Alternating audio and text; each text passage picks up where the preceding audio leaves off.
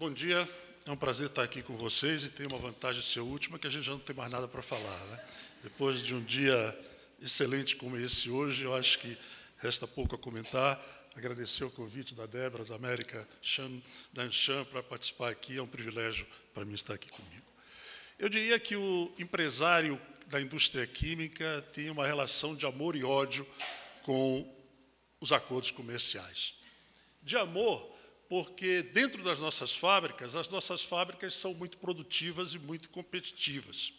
Então, os acordos permitirão que a gente tenha acesso a novos mercados. E de ódio, porque quando a gente sai da fábrica, a gente depara com aquilo que o Fernando acabou de mencionar aqui. Custos trabalhistas que você não sabe que se você pagou hoje é o que vai valer daqui a 4 meses. Custo tributário fora de qualquer realidade, né? Previdenciários nem falar, nem sabemos ainda a dívida que temos para pagar e que vai resultar em aumento de contribuição previdenciária, sem contar na burocracia. Bom, a química está encontrando um caminho para isso. Das 5 grandes empresas químicas brasileiras, as quatro estão com projetos e produzindo no exterior. A gente lembra sempre da Braskem, que é a primeira, mas a Oxiteno, do Grupo Ultra, tem grandes projetos no Mercosul e nos Estados Unidos. A Unigel tem projetos no México. E a Articola, uma empresa gaúcha, low profile, tem projeto até na China. Então, a indústria química não tem medo da concorrência. E, por isso mesmo, né, nós somos favoráveis a acordos comerciais. Pouca gente sabe, o mal da indústria química é que a gente faz má propaganda, a gente não sabe fazer propaganda, né? Mas pouca gente sabe que nessa negociação com a Europa, quando o governo brasileiro pediu para apresentar propostas, a proposta da indústria química já foi superior aos 90% que o governo brasileiro tinha como meta. E depois o governo brasileiro tinha alguma dificuldade em alguns setores, pediu ainda um esforço adicional e a gente correu atrás desse esforço adicional para fazer isso, né? Então, a gente está aberto, né? Eu, conselheira Paula, eu me incluo entre aqueles irresponsáveis que nem conversaria com o Mercosul, né? Mas, apesar disso, os meus colegas de comércio exterior, que acreditam mais do que eu no Mercosul, o Éder, que está aqui com a gente, passou a semana na Argentina negociando a redução da tarifa externa comum. E, na sexta-feira, o Éder, junto com os colegas argentinos, entregaram às autoridades do Mercosul uma proposta para reduzir para 0 uma lista de 80 produtos, mais ou menos. Então, a gente acredita nisso, né? Nos Estados Unidos, a negociação com os Estados Unidos é uma iniciativa nossa. Nós estamos propondo uma unificação regulatória. E, muito interessante, nós estamos propondo com base no modelo canadense, que é um modelo muito melhor do que o REACH, né? E já temos o apoio também dos americanos para continuar como isso. Então, eu acho que a gente está bem nessa parte de conversas internacionais. A única coisa que a gente tem que ter muito realismo é que não tem bobo no mercado internacional. Não tem trouxa no mercado internacional. O que existe no momento é um excesso de protecionismo. A professora Vera colocou muito bem aqui, a alíquota já não conta mais. O que conta hoje são barreiras não tarifárias. E eu não sei quem foi, mas acho que foi o professor Marcos, que comentou aqui alguns exemplos europeus. Mas eles são bons nisso mesmo, né? O REACH, que é o Sistema de Regulação de Produtos Químicos, ele simplesmente impede a entrada das pequenas e médias empresas do mercado europeu. Uma empresa como a Bosch, o dado é público, foi divulgado pela vice-presidente da Bosch, gastou 500 milhões de euros com o registro de produtos na Europa. Eu fico pensando, uma média empresa brasileira, 500 milhões de euros é um faturamento de 3, 4 anos. Então, é uma situação difícil.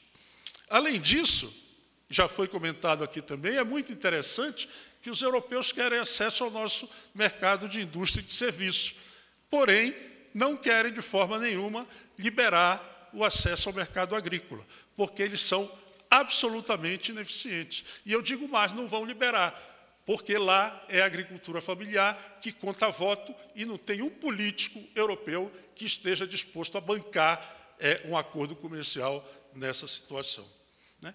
E só para ilustrar também, não tem nada a ver com o Brasil, mas a França, né, resolveu não permitir no TPP acordos sobre bens culturais. Leia-se filmes de Hollywood, sobre um argumento vago, interessante, mas absolutamente ininteligível, de preservar a sua cultura, né?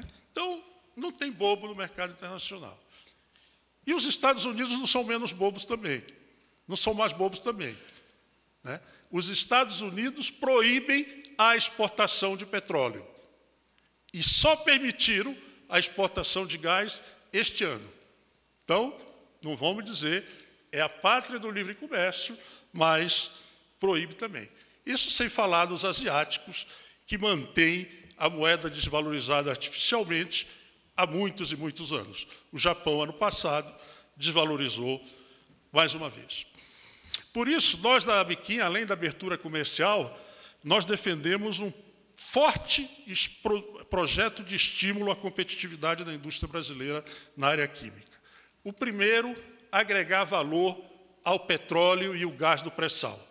E antes que alguém me chame de protecionista, eu só quero lembrar que é exatamente o que faz os Estados Unidos com shale gas e shale oil. Exatamente o mesmo.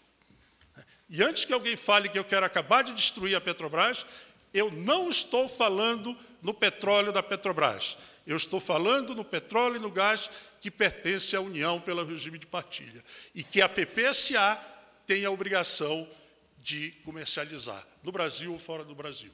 E, para mim, não faz nenhum sentido comercializar por um valor de 30, 40 dólares, quando pode comercializar produtos industrializados que custam 6 vezes mais.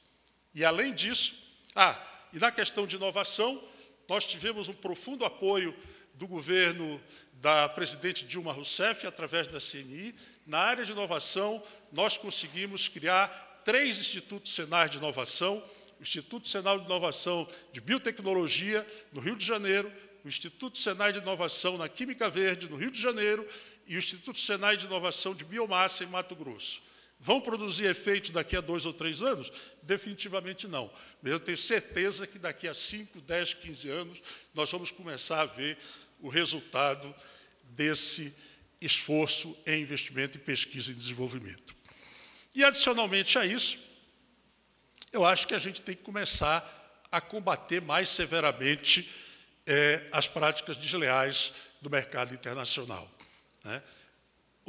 Desde que o doutor Daniel Godinho assumiu a Camex, isso tem funcionado, a Secretaria, desculpa, de Comércio Exterior, isso tem melhorado muito. O setor industrial tem sido muito ouvido, de fato.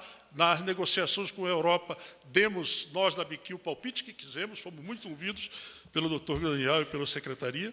Então, eu acho que algumas coisas caminharam. Mas a gente tem que ser mais rigoroso com isso.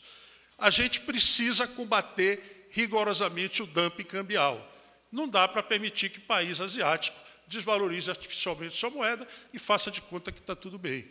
A gente tem agora uma outra preocupação. A presidente Dilma foi lá, falou muito bonito, assumiu um compromisso de redução de gás de efeito estufa, maravilhoso, tudo bem, né?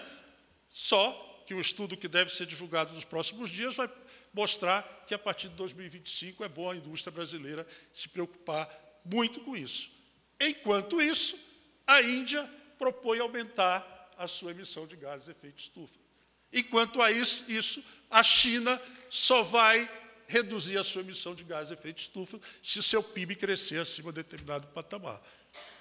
Então, nós precisamos também criar restrições para impedir que a indústria brasileira seja prejudicada com isso. E continuar combatendo medidas europeias de proteção, como é o caso do REACH, e lutar muito para que eles sejam obrigados a abrir o seu mercado agrícola. E se alguém aqui na sala tiver alguma dúvida de que todos os países citados aqui, estimularam a sua indústria, podem me procurar, porque eu dou uma cópia do estudo do BNDES, que mostra, publicado no ano passado, que mostra todos os incentivos concedidos por Coreia, Alemanha, Estados Unidos, México, China, para a sua indústria.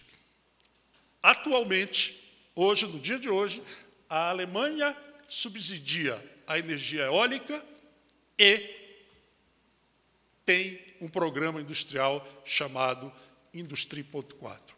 Então, nós não podemos ser trouxa, nós não podemos ser bobos nesse mercado internacional. Eu tenho dúvida até se existe diplomacia no mercado internacional. Eu acho que a última coisa que existe nisso é diplomacia, e a gente tem que ser muito incisivo, muito rigoroso. E, conselheira Paula, eu sugeria que... Eu já anotei um conselho que o professor Marcos deu hoje aqui. A gente tem um certo prestígio com um grupo de deputados no Congresso Nacional, e eu vou procurá-los para a gente começar a levar esse tema de mercado internacional, como os Estados Unidos fazem, para o Congresso Nacional. E o segundo ponto, conselheira Paula, é que o Itamaraty não aceite nada, exatamente como fazem os americanos. Não aceite nada sem ouvir o setor industrial envolvido. Muito obrigado a vocês pela paciência.